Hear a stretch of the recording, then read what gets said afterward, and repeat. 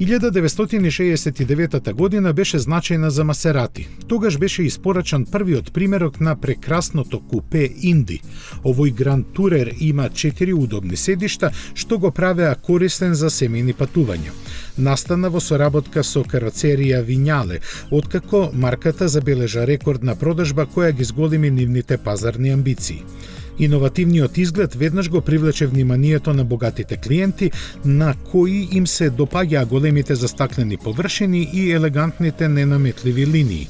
Спортскиот дух го истакнуваа светлата кои се вовлекуваа, како и V8 моторот со 260 конски сили со кој постигнуваше 250 км на час.